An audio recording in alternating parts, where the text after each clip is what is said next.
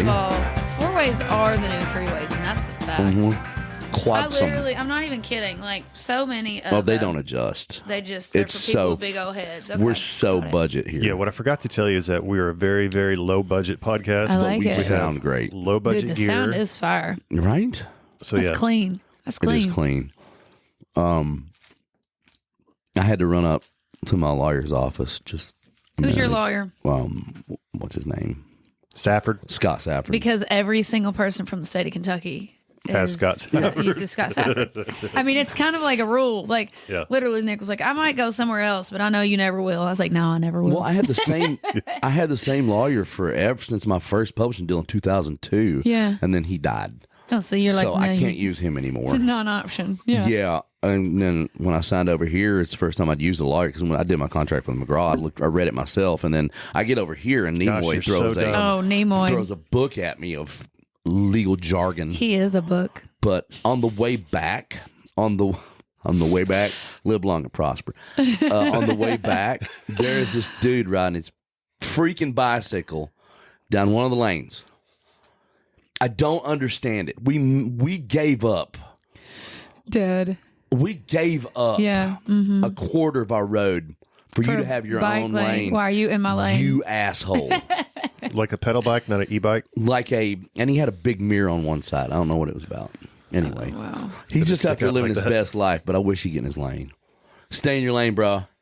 Honestly, Right? that's a message I have for a lot of people, though. You know, I feel like that. like Duh. Please. Welcome to Twangtown. I am David Tolliver. And I'm Colt Mirsky. Paul Brewski. And today we have with us Hannah Ellis. oh wow, We have four that's- sounds. We have 4 sound effects. dude, Four that's sound effects. exciting. Low budget. I like it. Sound effects are for winners, though. Honestly, They are. Yeah. You know? Yeah. It spices it up a little bit. Oh, I agree. It quit bleeding.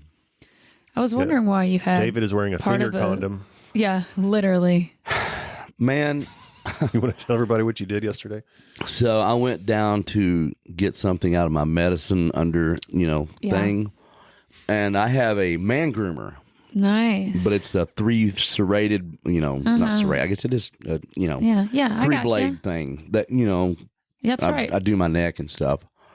And I reached down in there to get something. When I pulled my hand back out, it caught I caught one of those blades. That hurts. And I was like, damn, I almost got myself. And I looked down and it's just blood everywhere. Yeah, And then right. I look at my man groomer and there's just a big chunk of my skin my on it. gosh. Ugh. So, I mean, it literally took till last night for it to clot up and stop bleeding. I have a valley in the end of my finger now. Dude, honestly, I am like, Nick always jokes, that's my husband for anybody listening. Yeah. He always jokes that he's going to put me in a bubble because I can get injured doing anything. Right. I was feeding my cat yesterday Oh, come on. and I came up too fast and hit my head on the windowsill. Oh. I mean, like, it's constant. He's like, oh, I don't know what to do with you. Same, dude. Same. I mean, just any task I do. When we were on tour, people would bring me bubble wrap. Yeah. Because I Hey, would get hurt all the time. maybe it's a Broke my Kentucky ribs. thing. Maybe it is. Maybe they just don't teach us how to be careful. No. We just throw caution to the wind, Hannah. That's right, baby. We just throw caution. Where are you from in Kentucky? Campbellsville or Taylor Campbellsville. County. Taylor County, because in Kentucky you talk in counties. I'm from Knott County. Okay. Hindman. Yeah. Handman. Yeah. The Campbellsville metropolis. is like the soup. Campbell's. Is that Lindsey Wilson? Right beside it. Yeah. Yeah. So Lindsey Wilson is in Columbia. Columbia. Yeah, That's right. Right But next you're door. close. Campbellsville University is the school we have. That's right. I'm That's right. stupid. It, I drive by it. Officially makes us a college town, though. You know. Oh, okay. So Bougie. pretty Yeah. cool. Yeah. Big old 10,000 people now. We're highfalutin. Wow. I know. You're almost to Wow. Nolensville. That's right. I know, man. Jesus. We're making moves. Nolensville, little tiny town of Nolensville has over 16,000 people in it. That's so crazy. And they need more. Are they making a 4-lane road down through there? No. Well, It looks like they at Old are. Hickory, they're starting to. Okay. But I don't know how far down they're actually going to be able to get it. So in about 20 years, it might be done. That's it. Bro, it's brutal. I go. We do boxing and we do title boxing in Nolensville. Nice. We started going there because Jen and I didn't want anybody to see us the first. That's right. Sometimes we That's boxed, right. and so That's we went right. and we loved it. But it's getting there. We finally go your route. Yeah. Down Concord. We were in Brentwood, so we do the Edmondson Pike down to Concord over to sunny Sunset. Yeah. There you go. And then boom, you're there. And then for some reason they have the turn lane on Sunset blocked like the last week and a half. So Oh, great. Sunset's just Love that. super jam Why packed. is the Tennessee Department of Transportation such morons? I think it's a little bit of the new Nashville. We're a little busy around here these days. Yeah. So I was telling you, Nolensville now has over 16,000 people. Yeah. 10 years ago, it had 6. Wow. Yeah. 6 people. It's 6,000. 6,000. I was going to say that's. Are you counting your family or? And I'm sure in quite the I'm sure growth. in 2020 it was like 8,000, and then boom, It's 16. a 1 million population explosion. That's right. Sorry, million I forgot an important word at the end of the 6. Yeah. Back then they had 6 people. Yeah. So you love it. grew up in Campbellsville. Mm-hmm. Did you start playing? I mean, some of these questions will be very formulaic. It's going to sound like like a it. radio tour. However, we're going to go on tangents. I like it. That's what I like. we That's like what I the like. No, tangent. did you sing your whole life? I know I did. Absolutely, I mean, we yeah. So- pushed into it basically. My mom and dad were both good singers, still are. And, they're both in bands in college or whatever. And so, I mean, we were kind of like, my dad was teaching us harmonies on the way to vacations. He'd take the main line and the rest of us would fill it. I mean, it was like basically that That just same. reminds me of Step Step Brothers. Brothers. You don't even look good singing it. Less yelling, and Yeah. everyone was good singers. But Yeah. but no, I mean, kind of like that when we were growing up, and so we just always sang. We didn't even know that other people couldn't sing. Like it was so ingrained in our minds, like as kids, and we both did some contests, my sister and I. But then I kind of wanted to do You all of decided them. it was, I was real into it. And because she was more like, she just loved opera music and classical and was classically trained, and that was so I'm the one out here Boring. singing. Yeah. I'm the one No, out I'm here just serious. singing the Martina McBride songs everywhere I'm going, and so it kind of went like that for a lot of years, and then. Were you a local celebrity? Man, no, there was a No? lot of good singers. Really? Show choir, Really? yeah. So show choir was really popular at my high school. Like the cool kids did show choir, Okay. And so there were a lot of good singers in our town, and I wouldn't say I was overly made over at all. Honestly, no, not until I got older and I started pursuing it as a job. I mean, now my hometown in general, like as soon as I kind of stepped out and was like, I'm going to do music, then there were, everybody was really supportive. There was I didn't have a lot of that, like, she'll never make it. She'll come back crying. Like, That's not what Kentuckians do. That's not, no. That's what Louisvillians do, but That's not right. what Kentuckians do. Hey, and the facts are the facts. Yeah. But no, it was. So like, I wasn't like, the big star in my hometown. Yeah. I feel like maybe now that's a more suited. Oh, for sure. Oh, yeah. I played actually my hometown for the first time, golly, in like 5 or 6 years, over the 4th of July weekend. How And there badass was that it right was there? cool. It was really cool. There was about 2,000 people there, and I was like, Did you cry a little bit? yeah, oh yeah, definitely. Well, because I kind of like, cornered myself off before, because I was like, I don't want to know anything going on out there, what it's looking like. So, when I come kind of like around to take the stage, it definitely like Oh. Then got a the tears little, hit. got a That's little lump in my awesome. throat for sure. Yeah. I felt really loved. You got to steer clear of all the cousins and shit when you're back home. It's amazing. Oh, there is a lot of cousins, dude. That was like half my wedding invite list was my Your family. family. And I had about 220 people at my wedding. So, yeah. I mean, that's Kentucky, man. I mean, Are you same way? Big family? Yeah, I mean it's getting smaller now because everybody's dying. They're all getting old. It's just part of life. I'm pretty comfortable in it. But Listen. I mean my immediate core family. I have 2 sisters, 2 older sisters. My dad, who has passed away. Yeah. Mom, stepfather, stepmother. But I had a lot of aunts and uncles on my mom's side that Okay. was pretty close to. Yeah. We've all stayed pretty close. I mean, not like call each other up all the time or any of that, but like, I No. mean, supportive of me, and it's like keeping up with each other's lives. It's kind of crazy considering how many family members there are, but everybody does their best at the holidays. You know, we try to take care of my granny, make sure she sees everybody, so we all see each other. You know, she still hosts the holidays. Oh yeah, it's important. That's mom. That's right. So it's not at her house, but she's kind of the one. You know, she's the ambassador. She is, and like everybody's going to show up for Granny, even if it's inconvenient. You know, so how old is Granny now? 87. Yeah. Yeah, she's getting it. I love hearing her stories. Every time I'm with her, I'm like, all right, tell me something else. Because she's from the Bronx, actually. She's from the Bronx? Yeah, so she's born and raised in New York. No shit. Met my pa, which is what we call my granddaddy on my dad's side. Met him when he was in the Navy. And they met up there, and then he moved her back to, Podunk, Kentucky. Shock, son. Yeah, that's what she said. She said, and the worst thing was, like back then, you know, he was like deployed, and so she just got on no joke, got on a Greyhound bus, wrote it down, and moved into a house by herself. Wow, crazy in central Kentucky. But in more of the real rural part. It's crazy. The world was just so different back then. So different. Well, you hear it all the time. It's like, how did you hear the stories of grandpas and grandmas getting together? It's like, Grandpa, how'd you get her?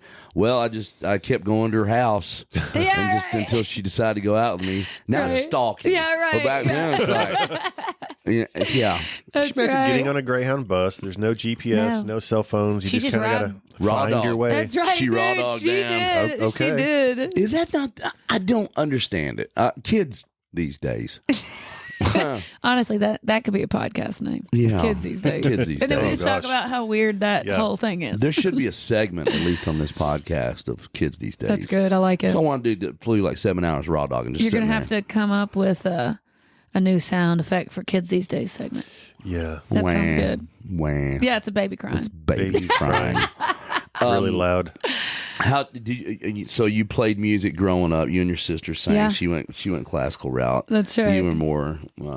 She ended up working in politics up in D.C., so it all made sense in the end. You know what I mean? You and your cultured family, Brooklyn, dude. D.C. Yeah, right. It's so wild. It's amazing. You carried on to you went to college. You went through high school through show choir. Yep, did it. You carried singing all the way to the greatest school university in the nation of all time. That's right. 8 national championships. I was in New Orleans for the 8th one. Were you? Sure were. I was in college for that one. So much shit. Oh, I was in college for that one, so I got to party on State Street. It was right before I graduated. Dude. Well, if I remember right, didn't you get a time to be full alive? ride? I did. I got a full ride academic scholarship. So, gosh, you're so smart. sometimes. But it is Kentucky. Yay! Why is she so? She's so. I want to be so mad at her. Right?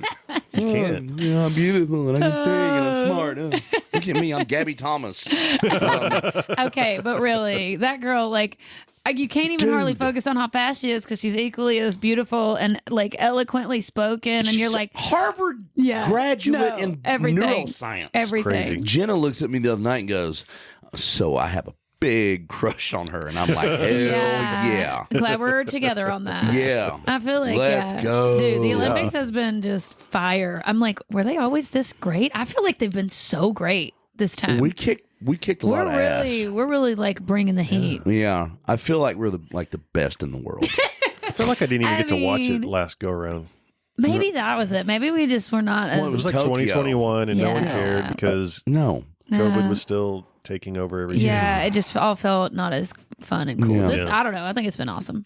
So you had a full ride to Kentucky? Yeah. Nice. So I went to a summer program the summer before college called GSP, or Governor's Scholar Program, that you have to kind of apply to get in. Yeah. And if you get like certain scores on your tests and stuff, your ACTs, then they'll offer you a full ride. And so I did that. And then you have to obviously maintain certain GPA and all that to keep it. But yeah, I mean, but the whole time I was in school, I knew that I wanted to do music. So, I mean, I would specifically schedule classes as much of Tuesday through Thursday as I could, so I could like drive down to Nashville and go to NSAI and be like, please put me with your songwriters or listen to my songs. Did you play in Lexington at all? I did. I played the Tin Roof there. Yeah. Like you did. Yeah. Oh God. Man. I'm 1/10 1,075% sure I saw you play when I was in college. I mean, like, I can't even. Yeah. The percentage of how sure I am of that doesn't exist. Like, I know that's a fact. We would go up Turtle, who's not Turtle anymore, he's Moncel now. But he was, and then another guy was managing. But they always, we would route through Lexington just to get to Lexington, and they'd be like, "You guys want to play?" And we're like, "Yeah, why not?" Yeah. But we pulled the bus up into the parking lot and jump on stage. It was always good times, man. Yeah. And it was packed. Yeah. And it's just some of the best shows. Yeah. I so love much that place. Lexington is honestly one of my favorite places on this earth. Oh, yeah. Same. Every time I get there, just driving in past Keeneland. For anyone listening, if you've never been to Keeneland Racetrack, it is truly just, it is a one-of-one experience. And like, people will be like, "Oh, I've been to the Derby," and I'm like, that is not the same thing. It's not the same thing. Derby's like the welfare. Keeneland is like, I hate Louisville. I'm sorry. I can't. I will say, no, I'm not going to say it. This is a podcast. I'm not going to do it. No, go ahead. This is America. Yeah. I know. Okay. Listen, if I go back to the Derby, which I will, because it's an American and a Kentuckian institution. I will only go when I'm in the like top box seats. I didn't know. I just didn't know. I didn't know because Keeneland, the way it's set up, it's so like every seat is a good seat. Every seat looks nice. All the benches are green and like cute and picturesque. And it was not, all I'll say is it was not quite as picturesque, and for the price of our seats, it should have been a lot more picturesque. You know what I mean? Churchill's I know I'm hating on Louisville a lot. And it's such an institution, but I was not. I was a little like, oh, okay, this is a different experience than Keeneland. Yeah, All that to say, Keeneland rocks. It does. Superior racetrack. We should go. Know. Yeah. And there's an old dude up front that when we were going all the time when I lived in Lexington, and you would tip him like $20. He'd pull up and be like, "What you got?" And he'd be like, "What you got?" And he'd give you all the $20, and he would just let us park up front. Oh, there you go. Yeah, it was the trick. Oh, that's a good trick. And then I would lose so much money in there. I'd be like, "That's a pretty horse." That's right. Yeah. He has One's got hooves, a funny name. You know? I'm like, I'm like, oh, I've heard of that rider before. Done. Yeah. Let's go. Man, I tell you what. So, did you rush in college? I didn't, because my parents had already told me, yes, go pursue your music career, and you only get to have one expensive hobby. So sorority music was not it. Okay. Yeah, that was it. So, but I'm myself. I'm really personable, and I could talk to a brick wall, and I had a lot of friends that I went to college with, and I think that was the real thing. Is a lot of my high school friends all also went to UK, so I didn't have to go up there like I'm all alone. I don't know anyone, and I made a lot of friends too, just kind of here, there, and yonder, doing different events and going with my friends. It's different being from the place. I think so too, because it is a really big school, and I think if you're coming in from out of state, or you're kind of one of the only people from your school to go there, definitely I don't know how you do it if you didn't get involved in something. I think it'd be really tough, but like I said, I kind of had built-in friends, and then I made some quick friends when I got there, because I'm just such a chatty Cathy. So lovable. What did you major in? I will say, so I majored in integrated strategic communications. What? What does it even mean? It's basically just like a really long name for a marketing and PR degree. And well, that's smart, Garth. Yeah, and that's kind of how I felt about it as well. I still haven't signed with a manager since I've been doing music. Really? Which is crazy. Yeah, which is kind of crazy. And honestly, I'm not going to say that was like on purpose, like I'm the best and I can manage myself. But I think it was something to where I did kind of say, well, if you can't do it better than me, like, or if you know what I mean? It was just like to where I had my standards of who I wanted to like work with are really high, and it just kind of hasn't worked out yet, not that it won't, or not that I'm not open to it, but I think it's just it's going to take a real badass. Yeah, it needs to be someone that understands me as an artist, and also that I feel like I can like, there's a lot of mutual respect, and so, and on one hand though, it was really nice because I I don't have that story of like, oh, I signed with this manager and they kind of ruined my career for 5 years. Yeah. And I have a lot of friends that experienced that. And I know there's probably drawbacks to it too, things I've missed for not doing it, but that's the path that I ended up on. Wouldn't say I chose. Have you ever met an artist, David, that is an ACM nominated artist who doesn't have a manager? No. That is actually. I had a I manager. hadn't really thought about it like that. Yeah. I was talking with someone about you a week or so ago, and I was like, Hannah might be the only person I know I don't know if who's that's an ever ACM happened. nominated artist in any way, shape, or form who's never had a manager. It's pretty crazy. I don't know if the Warren Brothers, the last time they were nominated, 8 years after they had a record deal, Yeah, right. they were nominated count. one year because there weren't any duos. I don't know if they had. They paid somebody for that. That doesn't count though because they had a manager at one time. There you go. There you Yeah. go. Wow. Splitting hairs though. Yeah, I didn't know that. That's badass. pretty crazy. Congratulations on that. I forget who we were meeting with, but we were doing a podcast, and you knocked on the door, bringing cookies to everybody to give everybody for your nomination.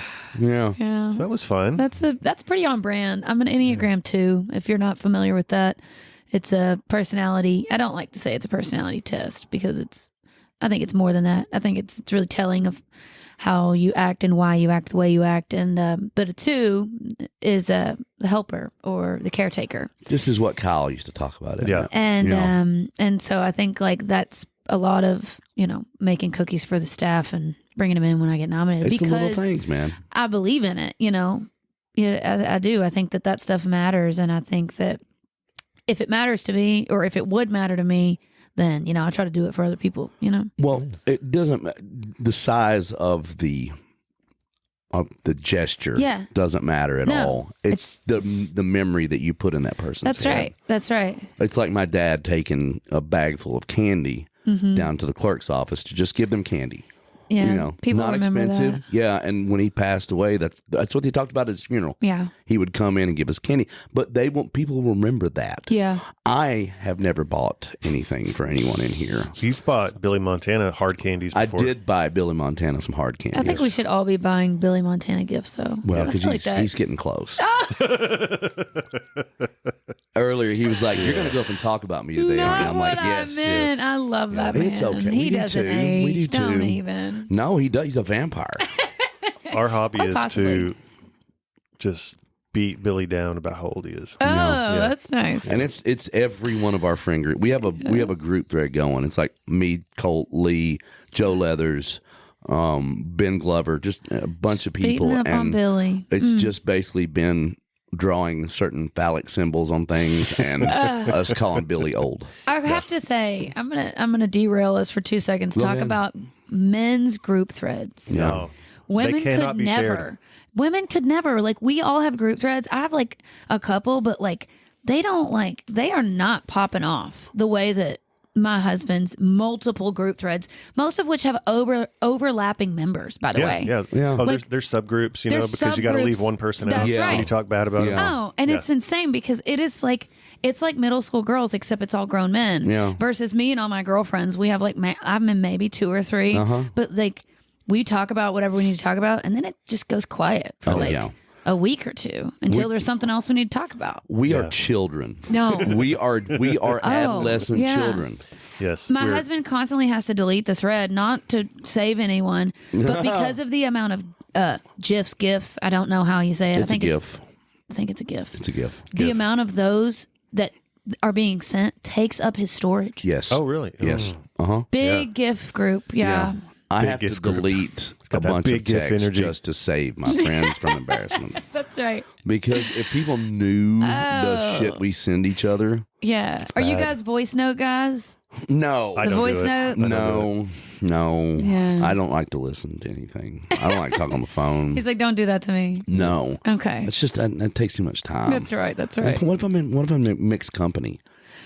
And That's the the stuff truth. that they would send. Yeah, I remember would when never do that. I remember I had a beeper. I'm gonna age myself. I had a beeper, but I had one that would beep beep, and then whatever Read the it? message would come out. Oh, no. Yeah, it was like an that's answer machine. Awful. So of course, But back then, you couldn't really say much. oh, Could you? You could.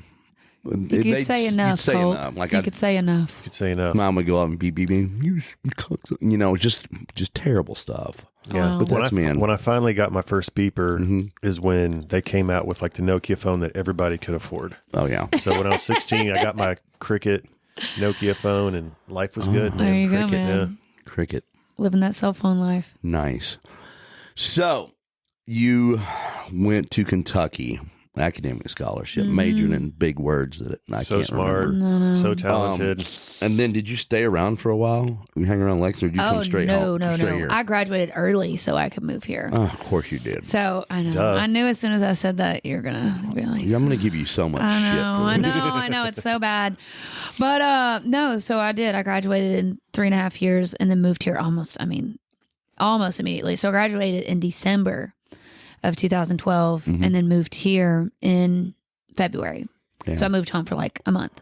But I had already interned here for like to graduate. We had to have an internship in some kind of PR, but my, the dean of my college like loved me and everybody, I'm not kidding, for being at a school as big as Kentucky, every single person that I was in contact with, like from the dean of my college to my advisor, were like #1 Hannah Ellis fans. Like, go and live your dreams. You can Nice. take your tests early. Dude, that's you can, great. I mean, just it was so awesome. Yeah. And so she kind of was like, "Hey, here's the list of places that most people do their internships in Lexington, but I know that you love Nashville. So if you can find a like reputable place down there to intern at, I'll just sign off on it." Yeah. And so I got an internship at Big Machine in their A&R department, Oh. which was really fun. It was like the summer that they signed FGL, the summer that they signed TR. So like, Wow. yeah, it was like really fun. And like, I got to just kind of watch and hear the conversations and like learn. And I turned in kind of, they knew that I did music, but Laurel Kittleson was she had just gotten the job. So I was her first intern. And, she kind of on day one was like, "Hey, I know you do music, but like we can't bring that in here. Like you need to like do the job that you came here to do. And then at the end of the whole thing, I'd love to hear what you got." And Fair. And it was so great. And so I did, and I played it. Well, at the end, I kind of gave her my music, but I mean, after you're living in a freaking A&R stock room and my job was to listen to Yeah. artists trying to submit demos as well as songs being submitted by Chris Stapleton, Sean Yeah. McConnell. Yeah. Yes, I was living the dream, guys. I was living the dream in 2012. Don't you worry. And by the end, I was like, "Oh, these are trash." Yeah. I mean, I'm going to play them for you, but like we both know that these are trash. And then Allison Jones did the same for me because she was, Laurel's boss, and they kind of were like, "Yeah, go." And Allison said something that I really loved and thought was just great advice. She said, "You go and you write 100 songs and then try again. Bring them back to me." Yeah. And I was like, I just thought all she wanted me to do was just get better at the craft. I mean, I was probably 15 songs in. Like I was so new. And like, this was back, cause Taylor Swift and I are the same age. So this was right when that shift was happening from singers and songwriters being two separate things to it being the same. So the first time I came to Nashville and like cut songs, I cut like songs that I got handed a pile of. Here, pick a song from here and cut it, And so, it was we were entering into a different era in country music at the time to where songwriting mattered more. And so, I went home and started doing that and focused on the songwriting aspect of it, and just kind of made all those trips and then moved here in 2013 and found these really cool lofts to live in that were like artist lofts. And that's where I met my husband. Oh, nice. Shout out. And that's a lot of my first community was built on the fact that I lived in a building full of other musicians. Yeah. And so we would all go to these events. You could at least have someone to go to stuff with, or It's like a new dorm. It really was. It was like a new dorm. And, I moved here and the first couple people I met were Drew Baldridge, Lainey Wilson, and a guy named Kaylin Garner. Those were that was my little like posse that I rolled around with badass. For the first like 4 or 5 months. And then, we all were just kind of pursuing all the different things that we were. And then I started, kind of seeing Nick, and life goes how it goes. But yeah, so I mean, it's just like, it's so fun to kind of come up and to see everybody. Like I swear I comment on every single post that Drew Baldridge makes, because it just makes my heart explode for him. Yeah. He's on a roll right now. It's so exciting to watch. Such a nice I could go on such a freaking tangent about the amount of hustle. How do you same do thing what he's done? No, I can't even. Without a record deal and a promotion team. No, the dude's what I mean? It's unreal. But like, I think that's something that, Nick and I talk about a lot. That's really exciting for us, to us, is what we, I don't want to say it like that, but you could say it. Like real artists. And I don't mean that other people are not real artists, but people that are saying, you can tell me no, that's fine. I just don't accept it. Yeah. I just don't accept that that's the end. Like, Right. And I think that's what we consider to be. No. Yeah, that's what we consider to be like people that are like, okay, fine. Yeah, I lost this. This didn't go my way. I mean, however those things go, and they just they got that dog in them, if you will. You know what I mean? And they just know that they're called to it, or whatever it is in their bones that says, I got to keep going until there's nowhere left I haven't tried. And that stuff just fires me up so much. It's funny to hear like the classes of people that came up together. Yeah. You have certain years it's like a bunch of people. Like you're Lane, you're Drew, around Hannah. the same. We all moved to town around. I mean, like we were off by like a couple weeks. I mean, Lainey's living in her camper trailer while we're doing all this, and she was kind of coming back and forth. I mean, we literally moved at around the same time. I think Drew might have been here a little longer. Yeah. But yeah, it's just funny how it all. My class sounds Misfits. fucking awful. Yeah. Well, they're all just hugely famous now. It's like Eric Church. Yeah. I was friends with Eric. We wrote together. Lee, Randy Hauser, Luke Bryan, Jared Neiman. You look at all So these guys. cool, yeah. It's like, wow. We were kind of like the freshman class. We all came in together. And we all came up together. You and Lainey and Drew were, the new freshman class. Oh, and yeah. You all have been very successful. Yeah, And it's it's just great to see, man. It is, and it's like. And you can be happy for each That other. is literally what I was about to say. Yeah. And I think too, it's like you look at your peers and you're just like your chest swells because you're like, I can't even stand it. I'm just truly so. In a way, you were a part of that too. Oh yeah, I mean, I remember, and like that was like another side of her friend group. But like, I remember going to shows with Lainey and going to Luke Combs playing at Tin Roof Revival and her turning around to me and being like, that guy's going to be a star. Yeah. Listen to his voice. And she knew it. I mean, she knew it in And her she bones. sounded just like that when she said it. Oh, yeah. Oh, gosh. I know Nick used to always laugh about, he's like, when you and Lainey would get together, you would both get worse. Yeah. Like, it would get to a place. Country breeds country. Yeah, he was like, it would get to a place where we were like, we couldn't hardly understand y'all. You gotta rewind that back. The first time I met her was at Tracy Lawrence. We did that turkey fry every year, and we did it at the little rooftop thing, the 5th and Broadway rooftop, whatever that's called. Rooftop. That's it. Wow. That's the one. Yeah, that one. But ran into her literally, and I was like, "Oh, I'm sorry." And she goes, "Hey, I'm Lainey Wilson." I'm like, "Hey, I'm David Talton." Nice to meet you. She was very nice. Oh, she is. She's the best. And that's another thing about specifically both those people is, man, they're just good people. Yeah, they're just good people. So you interned. Yep. And what was your next step? What did you do? So moved back, came back, right? So then when I came back to Nashville, I just tried to jump in. I mean, I went to everything. I went to any event that was going on and just tried to connect. Nobody told me the whole, the rules, if you will, about like bombarding people when they came off stage and saying, I want to write songs with you. We should write. And so I did that for a while. And, hey, it kind of worked a little bit. And then I had built a couple, songwriter relationships before I moved here. Marty Dodson, Connie Harrington, Love Molly her. Reed. Those people were all like willing to write with some little girl from Kentucky that didn't know anything. And so, I would try to work with them when I could and work with anyone that would write songs with me, and did a lot of writing with my friends. And so I was really focused on, I was always an artist. There's no like doubting that.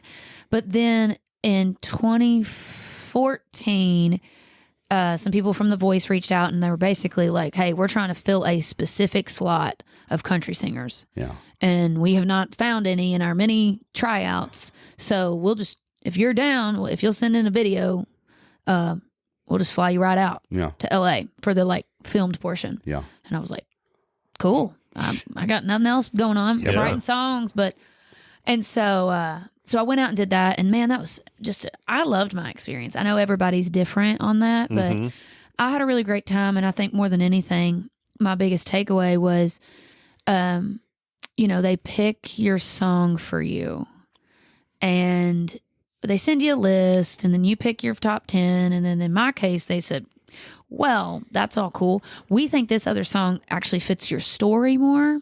And so we want you to sing it instead. And I'm a very Enneagram 2. I like to be agreeable. It's very important to me to not rock the boat.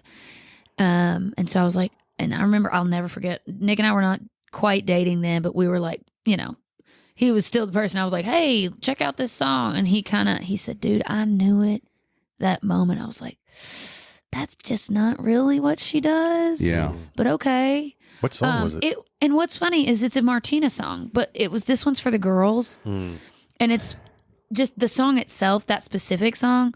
It's like the verses are low and talking, like very talking. Yeah. And then the chorus is big, massive, really high. And then on these TV shows, they want you to have like a moment. Yeah. So what they do is they'll literally like go, okay, this note, we actually want you to go above it.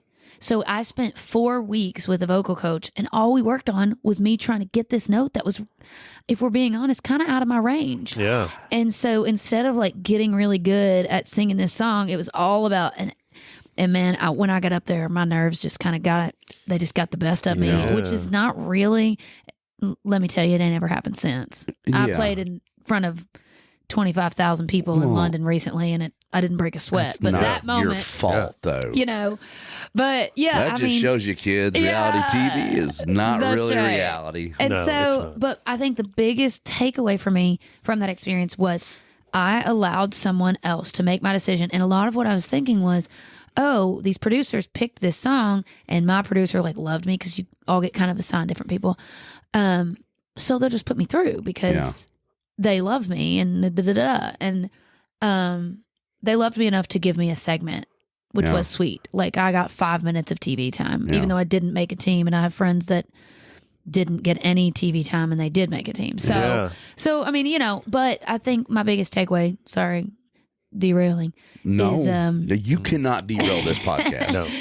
My biggest takeaway was I allowed someone else to make a decision in my career for me, and it failed. And you knew it. And I knew that it wasn't right. Yeah. And so kind of on the plane ride home or laying in bed that night or whatever that moment was, I kind of was like, if I'm going to fail, I'm going to fail on my own 2 feet. It's going to be because I picked the wrong song. Yeah. It's going to be because I didn't make the right decision in this moment, because feeling like it was wrong and feeling that feeling of going, I freaking knew it, is the worst. Yeah. It's the worst. Yeah. If someone doesn't like what you do, then they just don't like what you do. Yeah. But when you're like, dude, I wish you guys could have heard me sing something that I know how to sing better.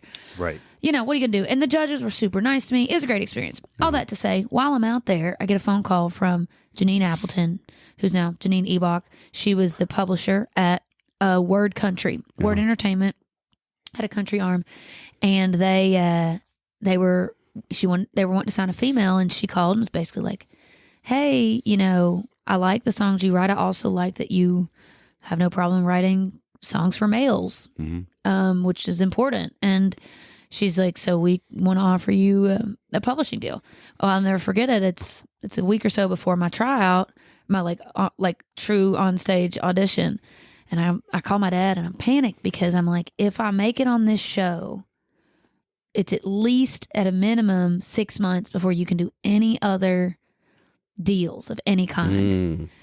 And so it was kind of this like God thing. That's really. a definite God thing. It all worked out the and way like, it was so I supposed to literally work didn't out. make a team. And of course, I'm sorry. I don't care who you are. That hurts your pride. That's just Yeah, pride of course, alone, yeah.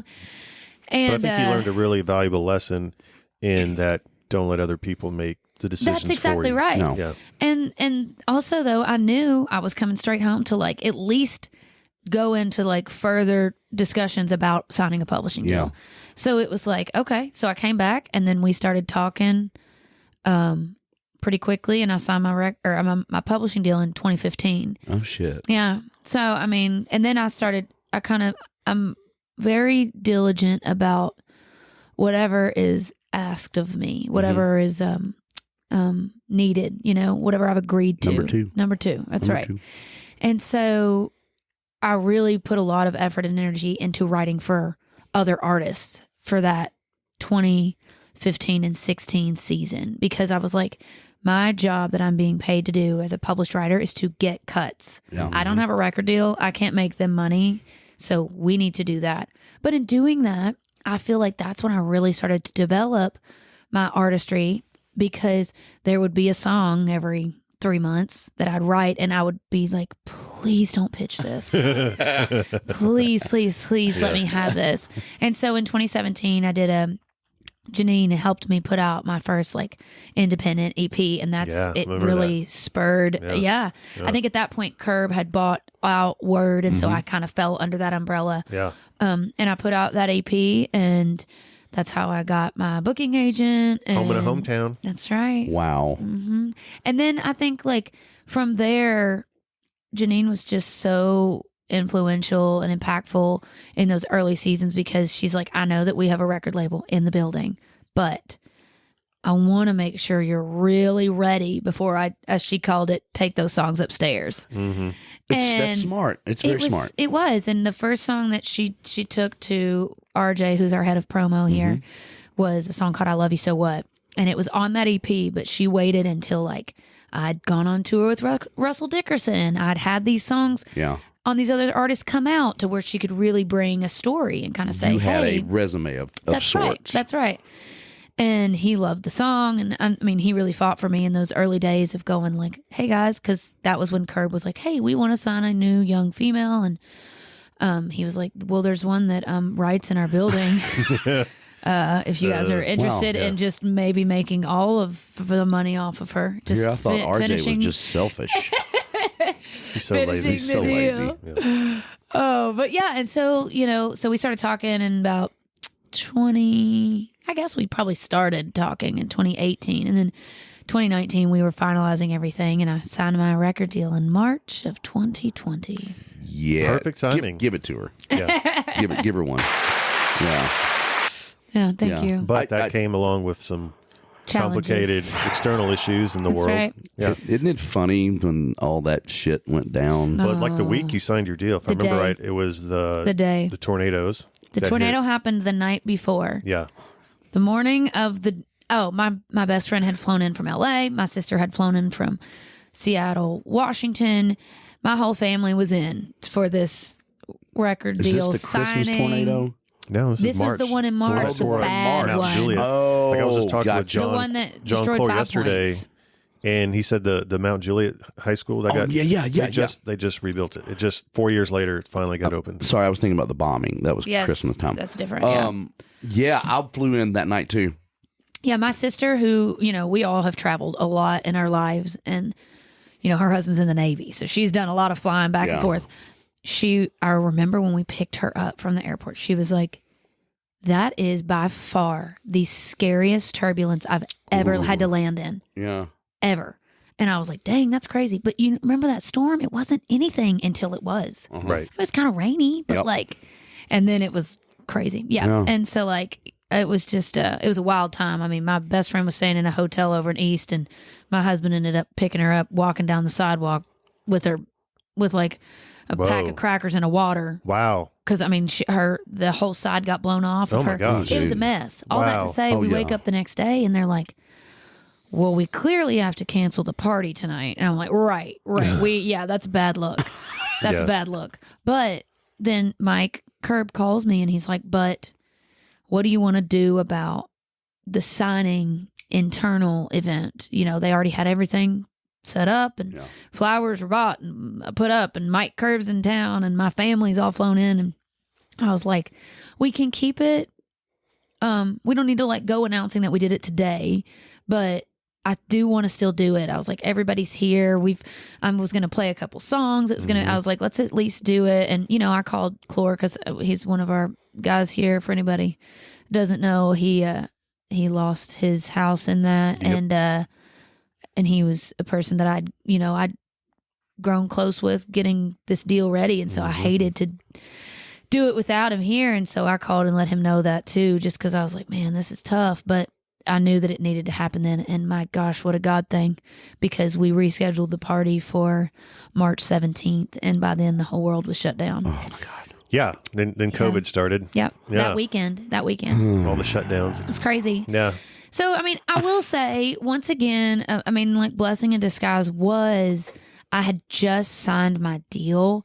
It's not like I had my first single out. Yeah. It wasn't like, you know what I mean? So like we kind of like we stopped before we started anything. Yeah.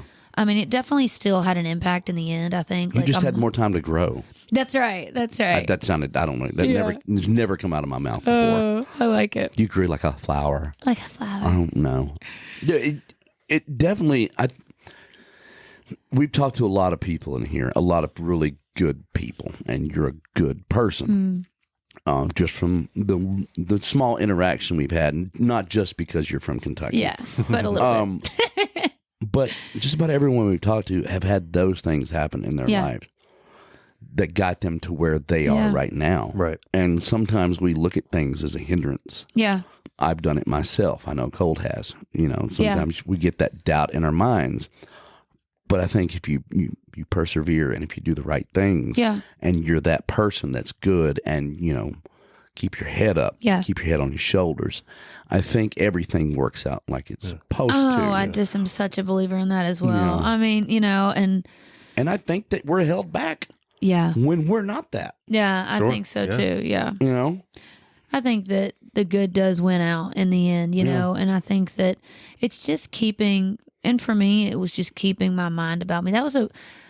Those first months of COVID were really challenging for me. Yes, I just signed my record deal and I kind of felt like there was definitely moments, I would say definitely like April, where I was like, it'll never be back. Yeah. We'll never get back there. I'll never get to experience what that could have been. And I'm also such a people person that like being away from and out of touch with so many people was really, really challenging. And, you know, we kind of stayed pocketed with our families, and Nick and I are both so blessed because his family's all here locally and my family's all in Kentucky. So it was like we could stay in that little realm and that was okay. But like, and it was just a really challenging time for me personally. I didn't want to write songs on Zoom. I didn't write very many songs on Zoom. Worst. I couldn't get past it. And it was like, it's hard to be creative when you're not in a good mood, you know? Yeah. And I did some, but like, it was just like an interesting time for me for sure. But then, you know, we got engaged, we got married. So like personally, there was a lot of great things. I got a cat that I love very much. Like, you know, like we bought a house. Like 2020 on a personal side, like familial side, it was great. But like the artist side, it was pretty tough for me. And like, you know, it was frustrating for a lot of people. You know, especially people who were kind of signing around the same time, or maybe just signed and they got their first single out, and all of a sudden nobody's able to promote it, and then you just lose all your momentum you've been trying to create. And then a lot of people lost their deals just because it's like, oh well, things are crazy. We don't know if it's ever going to get better. You know, especially the majors are cutting budgets like crazy. And it was a wild time. I remember talking to like Chris Young and Lee, and they were just like, I mean, as successful as they are, I remember because Chris has all his people on retainer, and he was like, "Yeah, just an unexpected loss of income, dude." Because if this continues, I got to figure out what we're going to do. Yeah, that's right. Because you can't plan for something like that. Yeah, I recorded. I decided I'm going to release me some songs, a solo thing. So I did a little 5-song EP and started booking solo shows. Yeah, and then I started doing this like at the first of end of 2019, first 2020. And I remember driving from my old office, which was over across the way there by Frugal McDougall's. Mm-hmm. Today we're sponsored by Frugal McDougall. It sounds Irish or Scottish or something. Go in there and get drunk. Yeah. We're doing that now. I like it. Yeah. No, I remember driving and I kept getting phone calls. It's like promoters would call me and be like, "Hey man, we're going to have to cancel the show. We don't know what's going on." Hey, I mean, in a span of 3 days, 30 shows have been canceled. Yeah. Wild. Like, what the fuck is going on, man? Wild. And then I remember being in Kroger with Jenna, and this dude looks at me and goes, "You better get everything now. The world's going to shut down." I'm like, what is going on? You couldn't get toilet paper, paper towels, meat. Times. It was gone. Wild times. But all the healthy food was still there for some reason. Everybody's like, not the lettuce. Leave the lettuce. There's a lot of apples left. Weird. I'll tell you what, there wasn't any alcohol left. That's for sure. Booze alcohol. Yeah. We went the opposite way. We didn't drink at all. What? No. Dude, I think we got to a place where we were like, we need to be aware. Because, I mean, it was noon. It was noon. And we're like, we got nothing to do. Yeah. So we would just like make a cocktail and be like, okay. I mean, we weren't doing anything crazy, but it was like, it was just something that like we weren't. Yeah, you can't go socialize with your friends. It's like, well, so I guess we'll just have a drink. Socialize with each other. Yeah, right. I guess we'll have a drink on the patio. The norm, yeah. You got to think about it. And that's when we were like, let's do less of that. Yeah. We played a lot of Halo. Wow. Nice. Yeah. It was weird. I like it. At first, she was pretty just, that's cool. And then by the end, she's like, shoot him. Oh, just cover my six. You need to calm down. That's so on my funny. six, on my six. I'm like, we did. I will say it was really nice because Nick's family was here. We spent like so much time with his brother and sister-in-law. They were like our, I guess you'll say in those early days, pod. Isn't that what people were calling it? It was the pod. Yeah. And so we'd be there for days. Yeah. I mean, we'd just go over and we'd make pasta and we'd drink wine and then we'd wake up and we'd have breakfast. I mean, nobody knew what day it was. Yeah. So, did a lot of potty training. Oh, yeah. My daughter was 1 or 2. Yeah. Oh, my 2 Lord. and some change. I can't imagine what it was like for you. Oh, she was 2 and going on 3. But we swear to this day, if it hadn't been for COVID and the shutdowns, we'd have never got her potty trained because she wanted no part of it. But since we were there with her all day, 24/7, she's like, I want to stay in this. Yeah. Oh well, yeah. I don't know.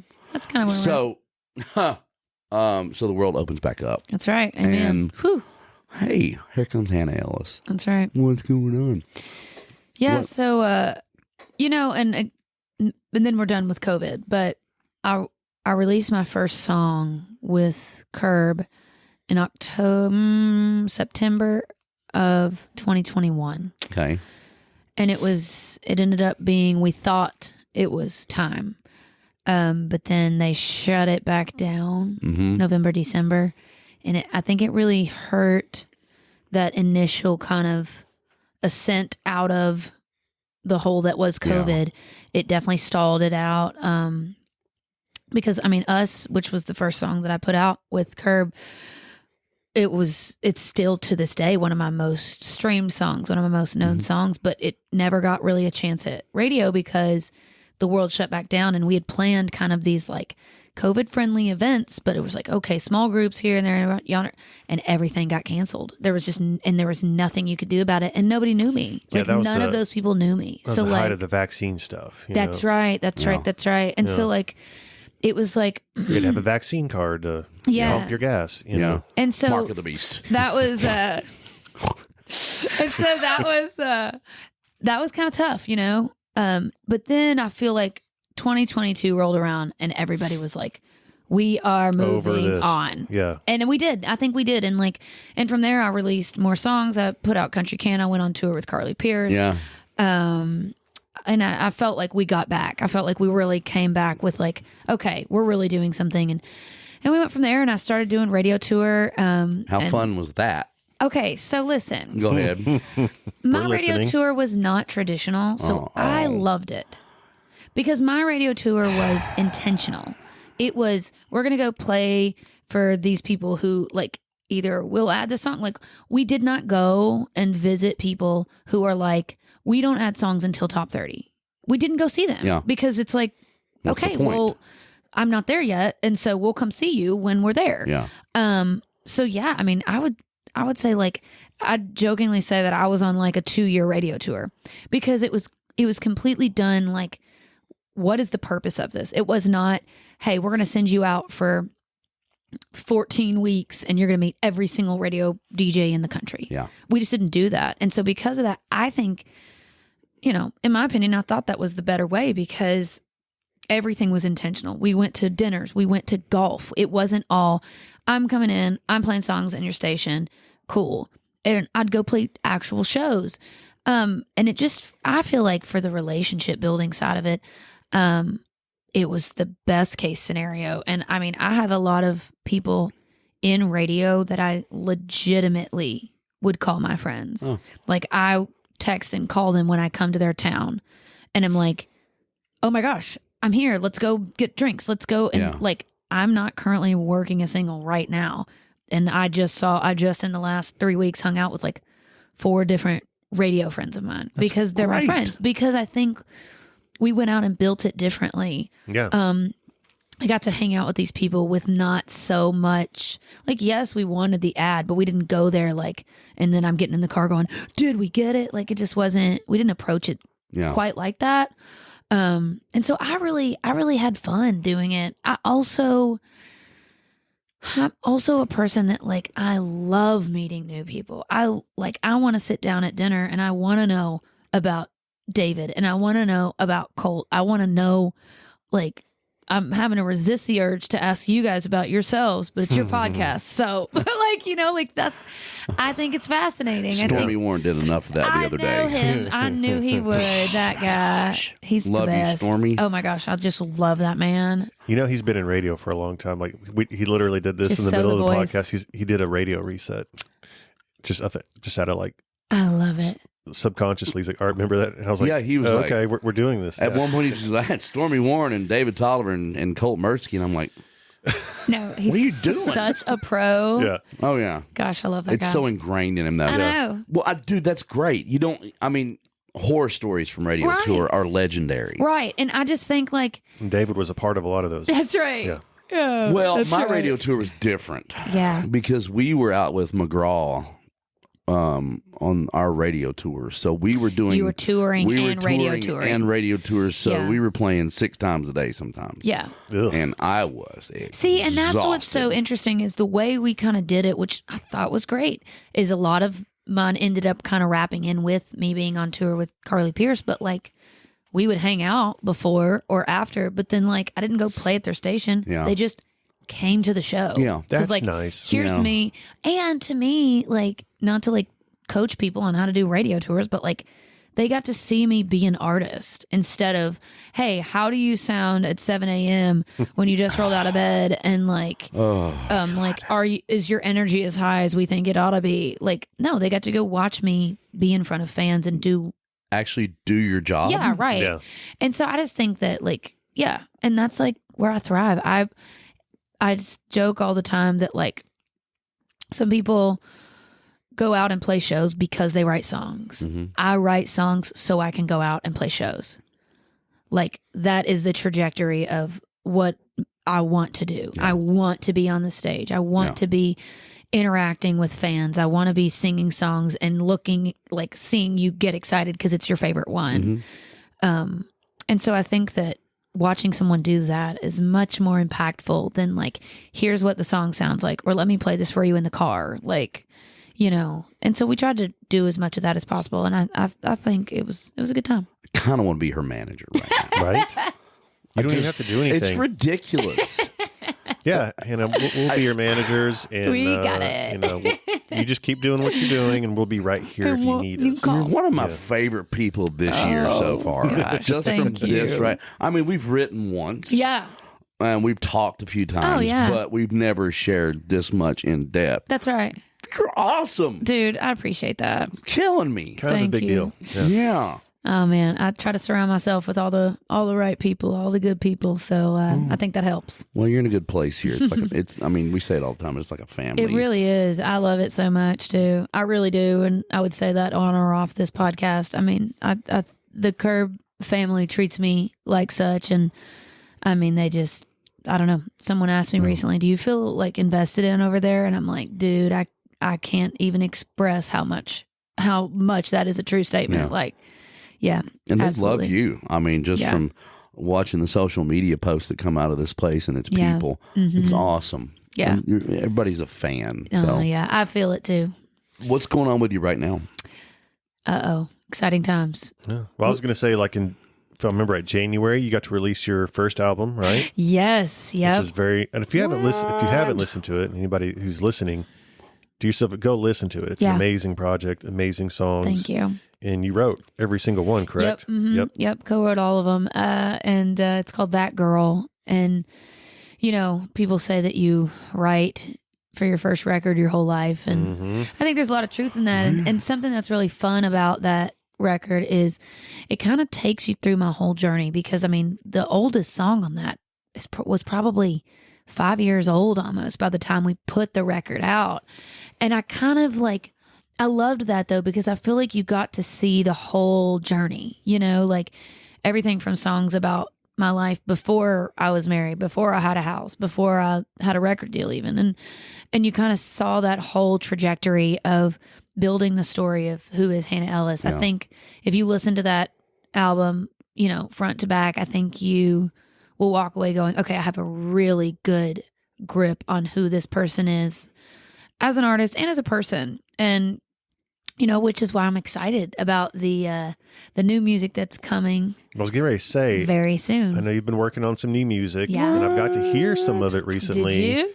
And I must say, huge fan, and it's already blowing everything out of the water you've already done. Not to disparage what you have done, which is already amazing, but I'm like, okay, Hannah 2.0, let's fucking go. Yeah, you just 2.0. Oh, it's 2.0. Yeah.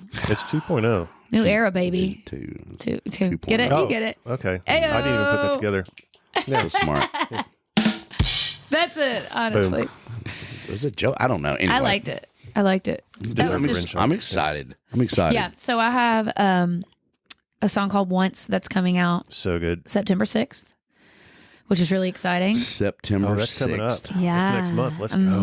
Is it September? And you know, actually, when this comes out, we're having to do a lot of these in advance because David's going to Portugal. So this will probably be coming out right around the release of that song. So dude, actually, probably right before. So this is exciting. Great. So when people hear this, I love that. Once is it, baby. Go get it, download it, stream it. You know, it was cool. Sierra, our head of A&R here, she made a comment that I loved, and I was like, I'm going to start using that for what's coming next. She said, I think it's really fun because I think in this new era, we're going to start exploring the corners of your personality. And I was like, I knew exactly what she meant by that. Like that first record was an introduction. Like it's the overlay of who I am. And like, definitely there's a lot of depth there, but like we get to play a little more on this next project. Yeah. We're going to kind of dip into some stuff that like, I think is maybe sides of my personality people haven't been exposed to yet, or even stories of things that I'm like, ooh, if I did experience this, here's how I would see it, instead of just like, this is my exact life that I've lived. You know, I was really diligent about that with the first project, to where it was like extremely autobiographical. And this, I want to like, well, I'd say this new song really shows your fiery side. Yeah. You're a very nice and sweet which person. Which very much exists. But I know there's a fiery side, and Once definitely showcases that, and it's very exciting.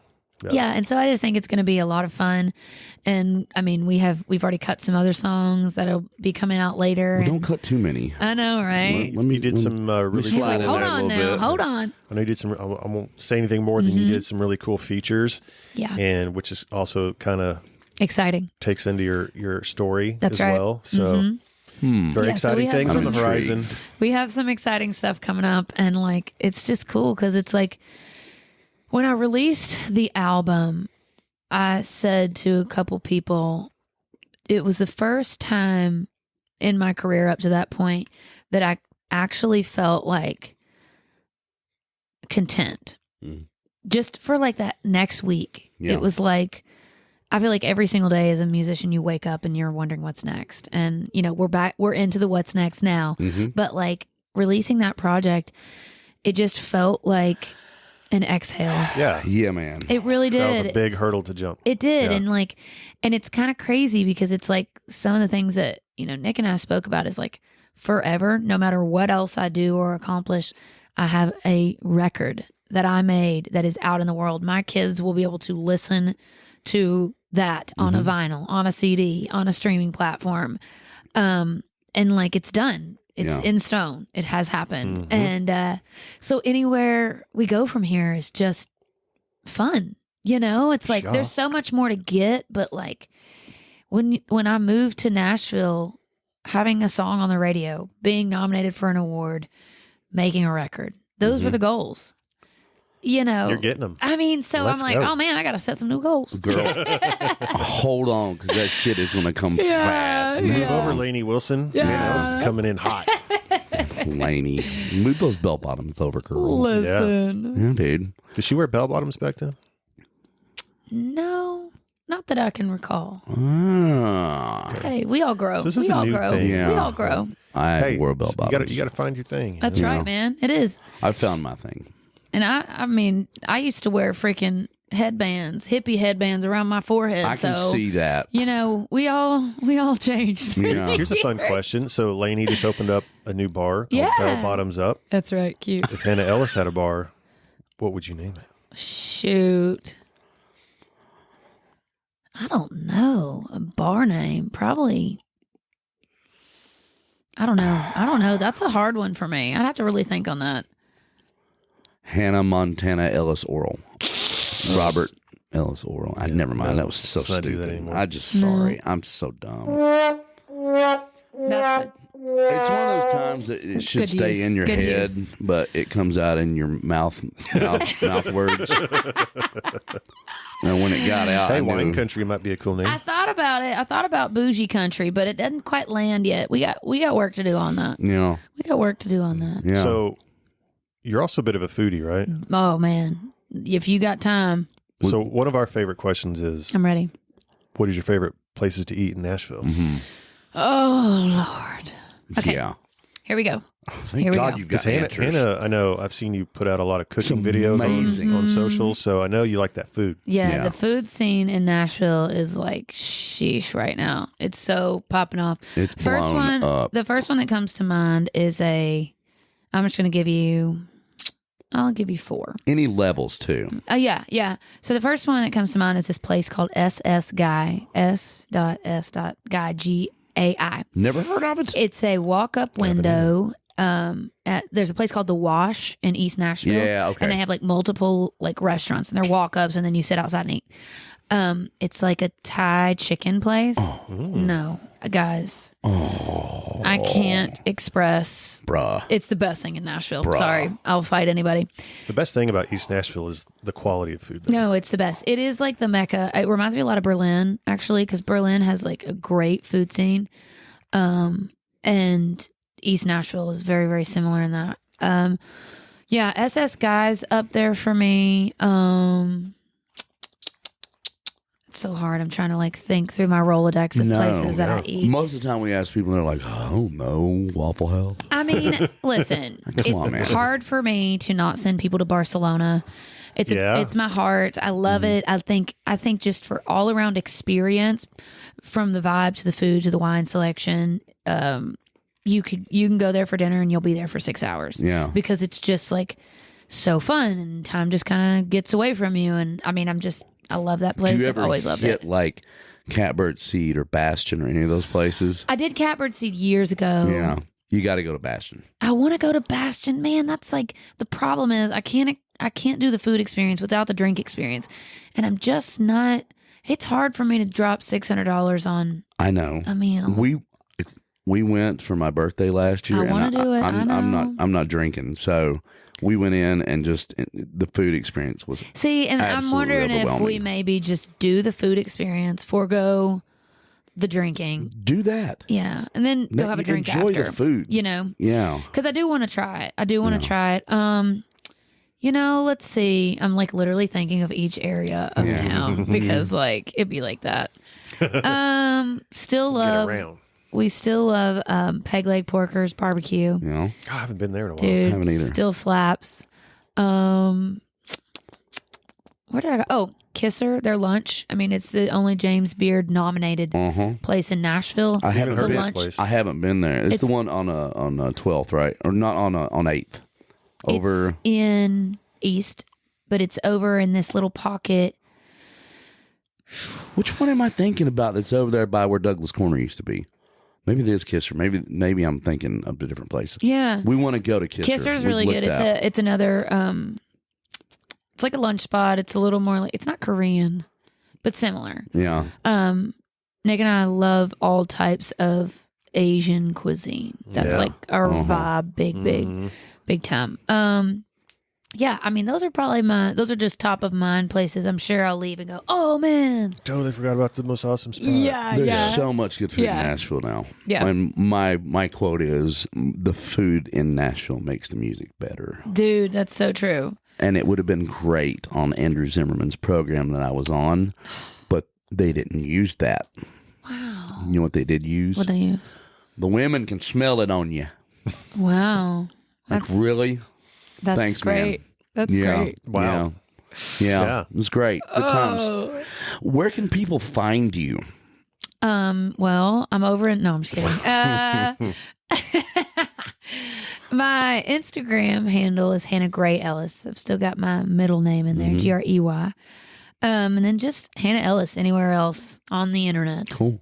YouTube, DSPs. Yeah. That's digital streaming platforms for any of our listeners. Digital streaming platform, Spotify, Pandora, Apple Music. And yeah, I mean that's mainly it. Nice. That's it. Nice. Hannah Ellis Music, I think, might be the website. Yeah. Don't quote me on that though. No, we talked about this yesterday. I mean, I have a website still. Even Halfway to Hazard does not have a website anymore. We let that go by the wayside because nobody cares about websites anymore. The only thing I think is good about a website, and I will even use them, is touring. That's it. If you're not actively touring, Yep. I mean, touring and merch. Merch. Yeah. It's the Gotta only sell place. that merch. It's the only place to go for those two things. I don't know where else you'd you go. can link in bio on Instagram, I guess. But I say that like I know how to do that. But the only thing I'll say is link in bio is a link to something. Yeah. So you gotta have a landing place. Yeah. Now I will say I don't think they have to be as complex as they used to be. No. It's like one page, scrollable, to where all the stuff's there. People don't want to click more than once or twice. No, I know. It's amazing. If your website's hard to navigate, you I'm might as well out. just get rid of it. I'm out. Yeah. Yeah. Yeah. I agree. 3. Cool, man. Thanks for coming on. Dude, yeah. Have you ever Probably. spun a wheel? Of course you have. Spun That one night in Barcelona. a wheel. That's right. Barcelona. Barcelona. Barcelona. Buenos dias. I started learning Portuguese Dude, love that. because we're going to Portugal. Oh my God, he really It did. sucks. Okay, I'm ready. Yeah. What am I doing here? You're going to Spin spin it. that. This is going to determine your life path. There's 2 things you got to do. That might have been the gentlest spin. It was dainty. Girl. What'd you get? Truth or drink? Wow, this Yeah. has gotten popular. Oh, that one's very popular. It's weighted. Don't lie. They weighted the other end, so it always lands on that. No, if it was weighted, it'd be on pinche pendejo all the time. Wait, what's the other one? Pinche pendejo. Motherfucker. All right, Hannah. Oh, wow. We've got a situation going on over Yeah. here. Just pick a card. Don't Don't worry look about at that it. little Hand it bottle. back. Don't worry about that little bottle. There's a bottle, guys, that has a rhino on it. I'm Yeah, nervous. that's the initiation for everyone that's on the podcast. Oh, gosh. Oh, sorry. It's okay. It doesn't matter. I don't know. We why have he rules does. here. We're a Uh-oh. very respectful No podcast. rules. It's like COVID. There's no rules. That's right. This is a great question for Hannah. Have you ever stolen anything? What and why? And do you still have it? I like it. Whew, let me think about it. See how Completely good honest. you Oh, really yeah. are. This is actually a good one.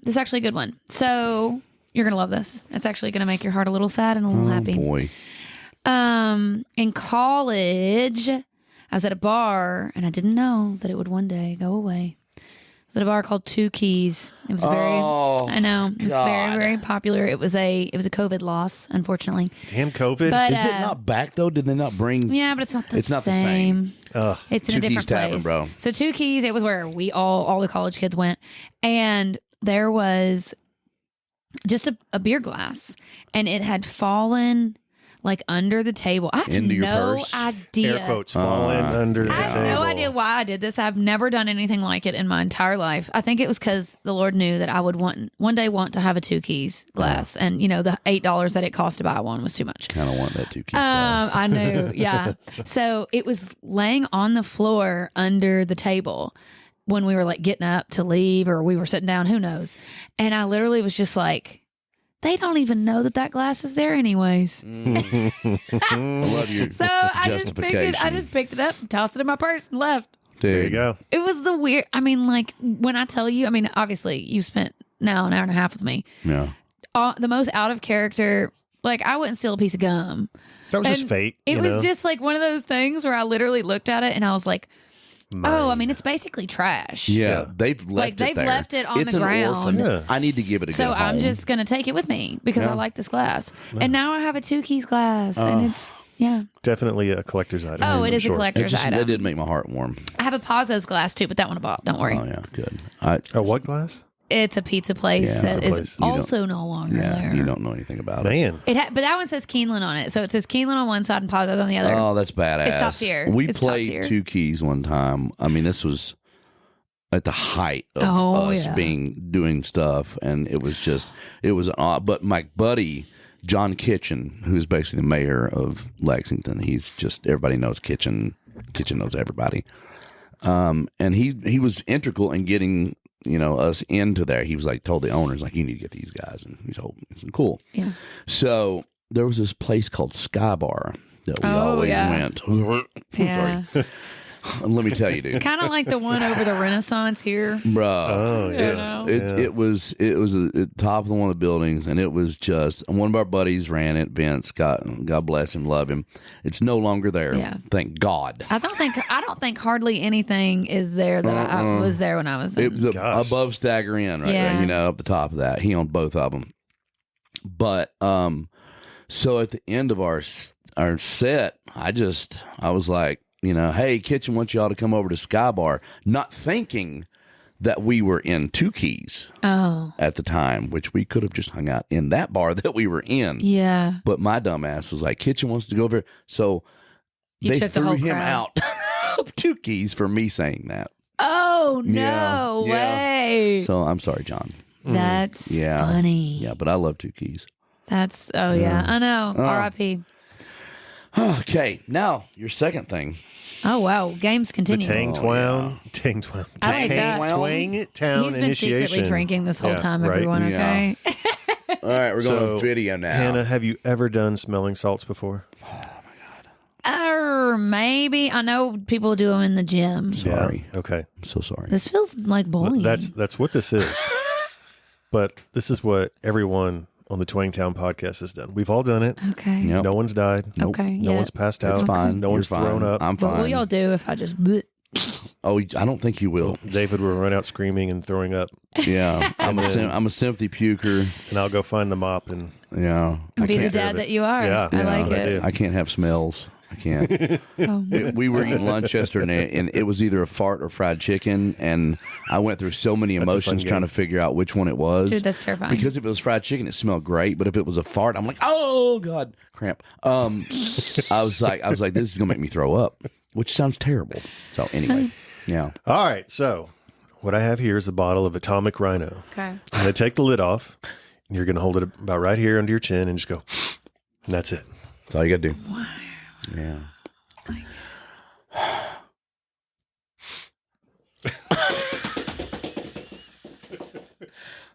Welcome to Twang Town. You did it. That was the best. That was one of the best reactions I've seen. Don't cry. Okay, cry. Let it out. It's so bad, right? Are your eyes going to fall out? I know. Oh my God, it's so rough. You ready to sing? You are such a trooper for that. Woo! Yeah. Oh my God. Why do people use that? I don't know. Because Well, they hate. the weightlifters do it, like the bodybuilders, to get really amped up for they lift really heavy weight. Maybe you could do that before you go on and sing a set, you know? We did it. We did it. You know what? That's what you needed when you were on The Voice. That would have helped you hit that note that was so hard to hit. Or tear the whole place to the ground. Yeah. Or melt the microphone. Good Lord. Yeah. When we first got it, I put it right in my nose. Oh, I'm like, no. Oh, God. Well, yeah, dude. You remember Jim Ed, right? Yeah. He was the first person we did it with. Oh, he fell over. Yeah. We almost killed Jim We Ed. thought he died. We almost killed an eagle. It's unreal. Oh my God. Yeah. Woo. It's different. So now I you even can go didn't on- do it hard. I just went, Yeah. We've had a couple people do it too hard. that we'll just sit there. Jared Mullins? He did it 5 Honestly, times. that Didn't even move. Yes, thank you. Oh, and Adam talks Wood. about Adam not- Wood was like, Adam okay, Wood. I'm not going to make a reaction. I think he mind over mattered it. Oh, He did. what? Yeah. But Jared was like, I think he can't smell or hear. And you know what it I was mean? even like, okay, this is an old bottle. I opened up a brand new bottle. Yeah. And he just went, What? Yeah. Oh, that's crazy. It's different. That just like It's totally different. rocked me. Yeah. You're awake now, huh? You're looking for something to do now. she's like, how do I get out of here? Yeah, right? Like, oh, sorry, guys. Grandma's dying again. I got to go. That's right. Oh, God. Hannah, thank you for coming in. Thank you, guys. And guys, please go stream her music. Please go check her out. See her on tour. Yeah, and when this comes out, be looking for the new song Once. Yep. Yes. Once. And then be looking for the songs that we write together, Also, which predetermined. I don't know. I'm shut up. That'll be Hannah Ellis 3.0. Yeah. 3.0. I like it. 3.0, yeah. I like it. Tell them where they can find us, Colt. Yes, we are available on all streaming platforms. You can follow us on Facebook, Like, Instagram, Twitter. share, Follow, the like, world. share, subscribe, rate. rate. Right. Talk to us. Just say something. Jesus. That's it. Lord. And go stream all the Hannah Ellis Yes. music you can Put it on possibly consume. repeats. On repeats. Throw that on repeat. Yeah. You can Yeah. turn it down and let it play. you That's know? what I tell everyone at Writers Nights. Just turn it on, but turn it down. David did that with his own music, and it got Sure pulled did. in. And they pulled it off. Yeah.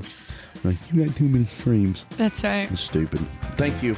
Good luck. Thanks, guys. Can't wait to Thanks for watch being it. here. Thanks. Bye, kids. Bye, everybody.